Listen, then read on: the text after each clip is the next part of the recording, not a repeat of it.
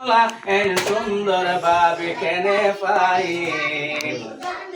দোলার মা খুশি হয়ে যায় নামাজ বেশাইয়া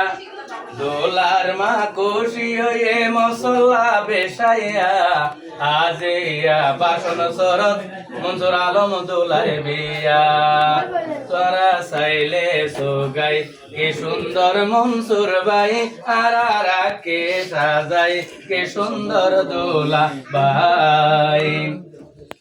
মনসুর ভাই আল্লাহ রসুলর সরাসরিয়ত মোতাবেক আলেম ডাকে